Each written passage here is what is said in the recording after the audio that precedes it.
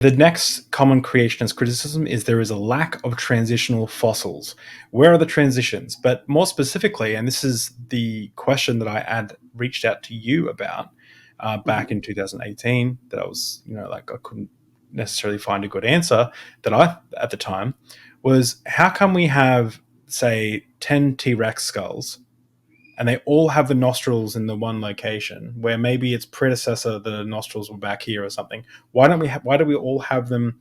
Why do all T-Rex skulls look like a T-Rex skull and we don't Mhm. have like heaps of transitions of that T-Rex skull? Why do we only seem to have like snapshots of T-Rex or snapshot of, I don't know, another, like, for some reason the drinks are kicking in and I can't think of another animal, some other animal. Do you know why do we only Yeah. seem to have snapshots and they all look the Mhm. same? And we have heaps of them that look the same here and heaps of them that look the same here, but we don't seem to have lots and lots of sprinkling of transitional ones in between. Yeah. Well, so you're asking about stasis. So animals can stay in a fairly similar form for a long time in the fossil record, and then quickly they'll change. You can tell they're related, but quickly they'll change. And it's been a while since I looked up stuff on T Rex, and I don't even know the names of their relatives, but there's a whole bunch of T Rexy looking things that evolved before T Rex did, and then you see T Rex dominate. But when you think about the fossil record, now this is not always true. This is mostly true. Um, I'll talk about Lagerstätten as well. Lagerstätten are an exception, but for the most part, Sounds like a beer fossilization from Germany. is yeah, fossilization is super rare, right? And just think of it like of all the roadkill you've seen in your life, how often do you see it stay there for ever? It just doesn't. Things eat it, things pick it apart. Bones will just decay actually just in the elements without anything eating them, just through oxidation and so on. So, in order for something to become a fossil, very specific things have to happen to it. It needs to be protected somehow. A lot of fossils, things will fossilize if they die, like in a lake. So if they drown in a lake and then they settle to the bottom in the sediments, and there happens to be a lot of sediments in there, they'll get buried by those sediments, and they can be preserved. Especially if there's not a lot of oxygen and stuff in that because of different chemical reactions that are going on.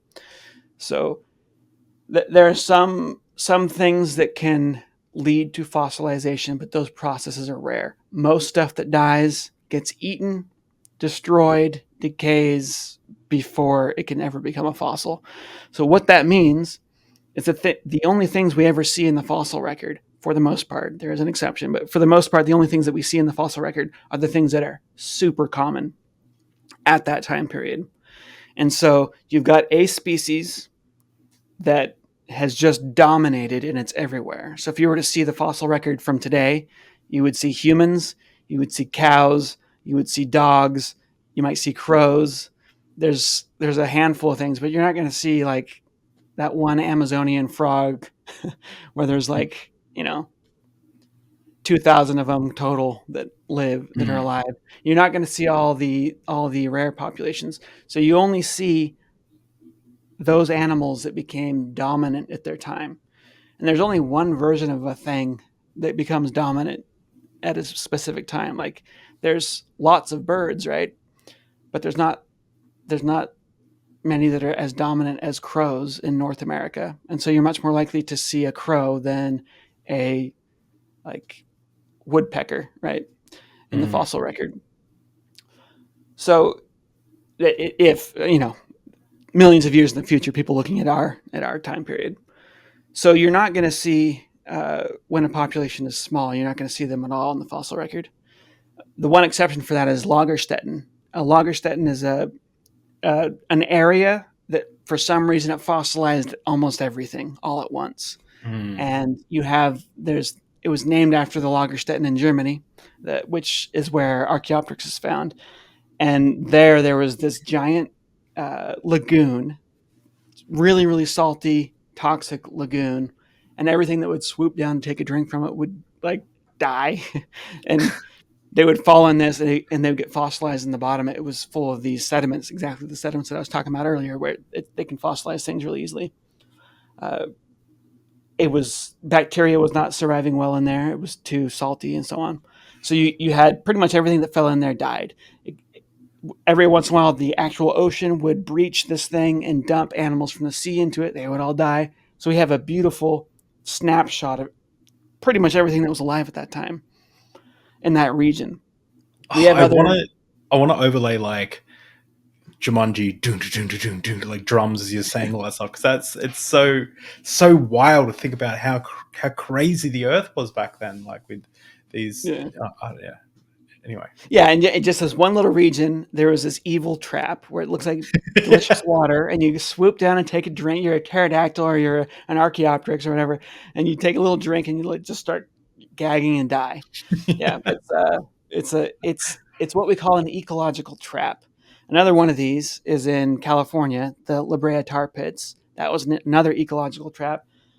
Animals would get stuck in it, and then they'd start panicking, and that would attract wolves and other predators in, and they would jump on the body, and then they would get stuck in there too. So you have all these. It's a really cool trap because it's mostly predators. You have giant mammals like these mastodons and so on, and then tons of dire wolves and saber-toothed cats that are trying to take advantage of these stuck animals, and they die too.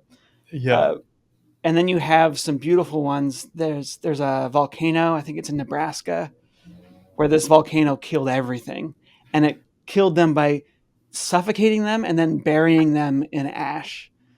And so you have their it was light ash too, and it was hot ash, so it killed all the bacteria basically barbecued everything. But it was so light that it didn't crush them. So you have beautiful skeletons that are still fully intact. These were big mammals, like there's like rhinos, and this was after the extinction of the dinosaurs and all that. But Yeah. that's a really cool fossil bed. And then you have another one, the Cambrian. There's a couple from the Cambrian in Canada. The Burgess Shale is one where it was like there was some sort of a these are all sea animals that were living on the seafloor, and there was some sort of a repetitive volcano or clay slide that kept happening, and it would just slide and just bury everything and kill it, and then the ecosystem would recover, and then bam, they get buried again. And so you have layer after layer of just beautiful preservation of everything that was there. So you do So have these snapshots, but it's very rare. Mostly you only get who was the most common animal at the time. Sometimes we'll find a part of one of their skeletons.